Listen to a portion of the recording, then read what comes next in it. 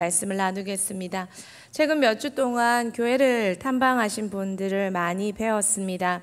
담임 목사님 외부 설교 사역은 밖에서 하시는 것이라 기도는 하지만 안에서의 체감은 그렇게 크게 느낄 수는 없었습니다.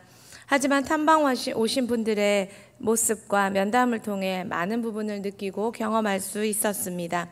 최근 성은교회 장로님들의 탐방, 지난주 경산중앙교회 수석 부목사님 내외의 탐방, 그리고 이번 주 울산 동강교회 장로님들과 담임 목사님의 탐방, 그리고 어제 빛과 소금 기자분들의 사진팀과 인터뷰가 있었습니다. 사진 있죠? 네. 사진 촬영하는 거 한번 찍어봤습니다. 우리 저런 거 안 해보니까. 네. 네, 또 열심히 그 기자님과 또 사진 기사님이 열심히 찍어주시길래 저도 한번 찍어드린다고 이렇게 앉아보라고 이렇게 해서 네, 같이 찍어보았습니다. 네. 네, 또 애들이랑 같이 한번 사진 찍자는 컨셉을 잡으셔서 교복 입는 놈 오라고 했더니 두 놈이 왔습니다. 신나게 달려와서 네, 열심히 막 모션을 취하고 있습니다. 대화를 하라고 하니까 목사님이 환희한테 뭐라 그랬을까요? 제자 되라 이렇게 하고 있는 장면입니다. 믿음의 3대 되라 하니까 환희가 막 웃으면서 예 그러면서 그랬습니다. 교회가 지금까지 해온 사역들, 그리고 그 사역이 가능하도록 되어진 담임 목사님의 교회에 대한 사랑과 충성, 기도와 제자 훈련에 대한 성실히 낳은 열매임을 그대로 전했을 뿐인데 사람들은 참 많은 도전과 기쁨을 느끼는 것을 보게 됩니다. 우리는 순종했을 뿐이고 지금이 우리의 일상일 뿐인데, 그리고 때로는 많은 사역으로 힘겨운 현실인데, 그러나 우리의 힘겨움은 살아가기 위한 힘겨움이라면 주변 많은 곳의 힘겨움은 비어있기 때문에 아무것도 할 수 없는 힘겨움임을, 그래서 우리의 이야기를 듣는 사람들에게는 기적으로 들리는 것을 보게 됩니다. 한 사람이 변해 교회를 사랑하고 예수 그리스도를 주로 시인하고 교회와 함께 꿈을 꾸고 인생을 드리는 것, 이런 선순환이 되게 하신 것은 어찌 인간이 할 수 있는 일이었겠습니까? 하나님 하신 일이고 또한 사람이 한 것도 아니라 성경에 있는 일들을 우리는 그냥 믿고 흉내냈을 뿐인데 정말 하나님이 해 주셨었습니다.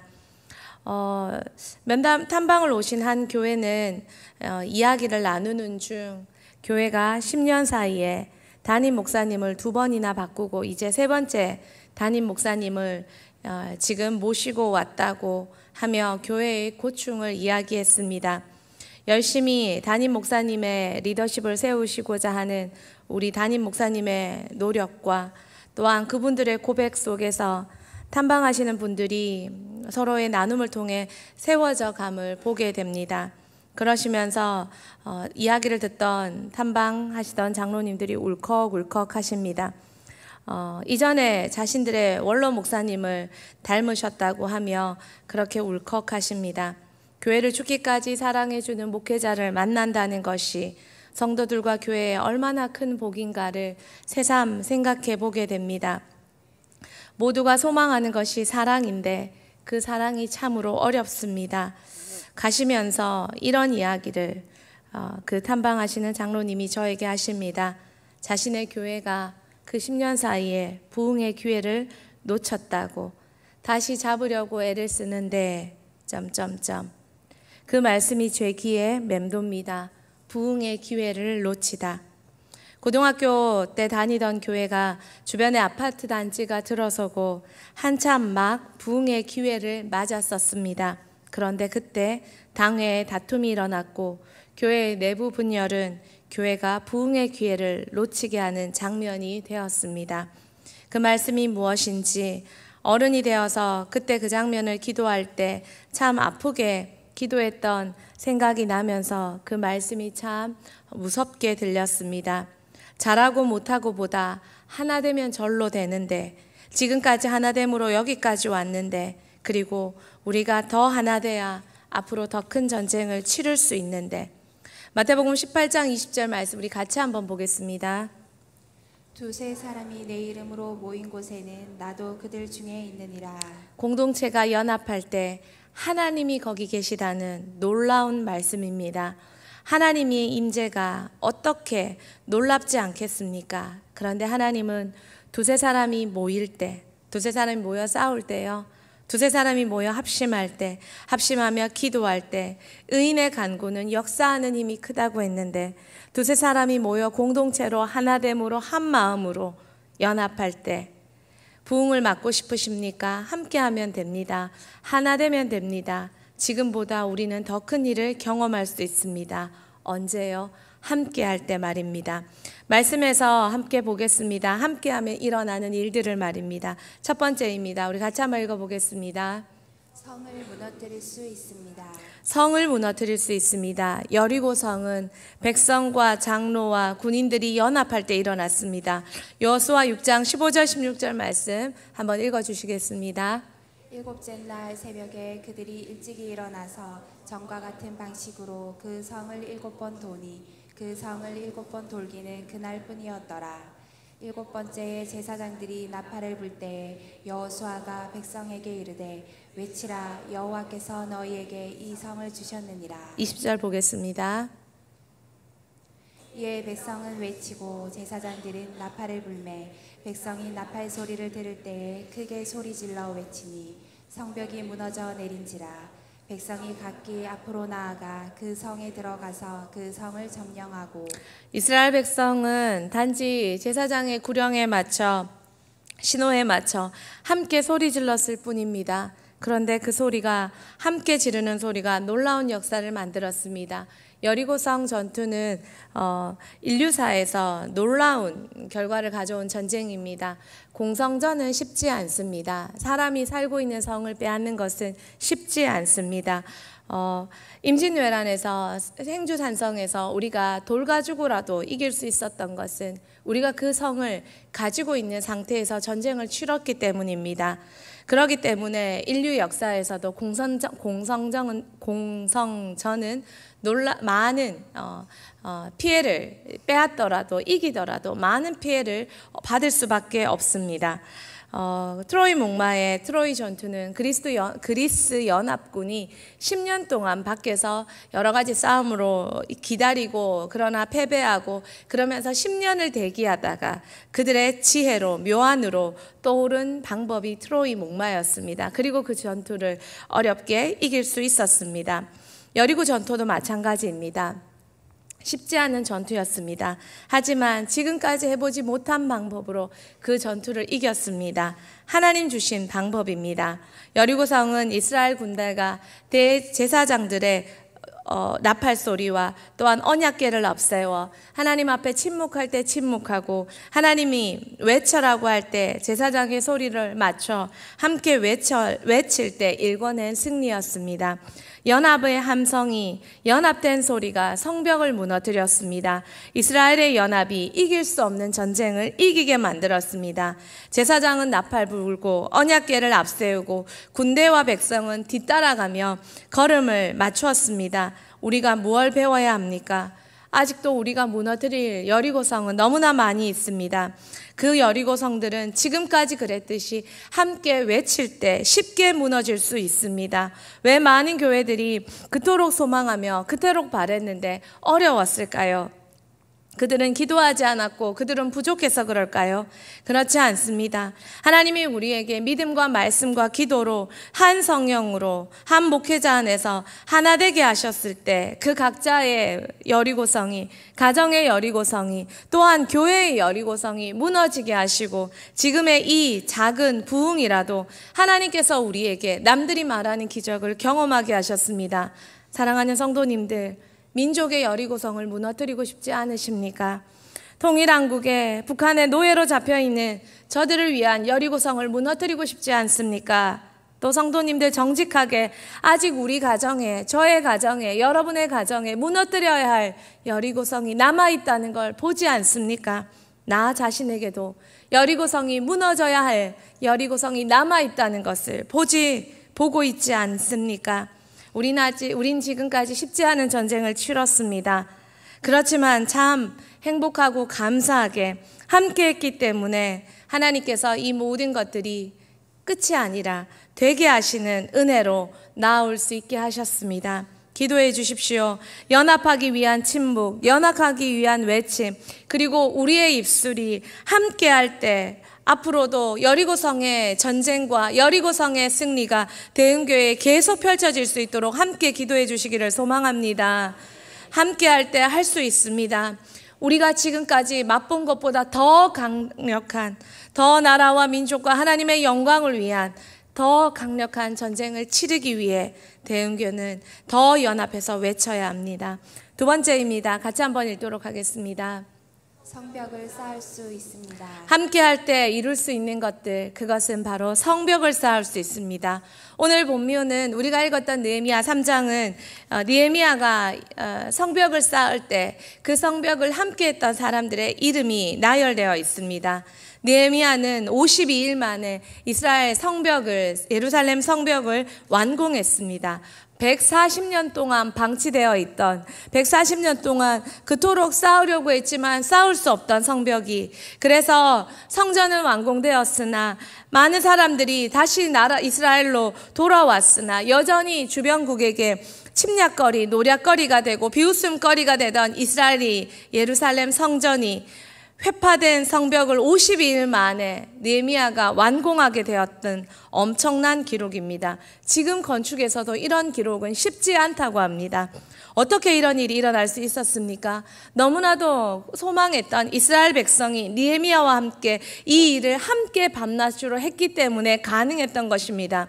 오늘 본문에서 읽은 본문 또한 그 3장 뒷절에 많은 사람들의 이름이 나옵니다. 모두가 함께 했습니다. 재밌는 것은 그 가운데 함께하지 않았던 드고아의 귀족들은 함께하지 않았지만 그들의 하인들은 함께했다고 나오고 있습니다.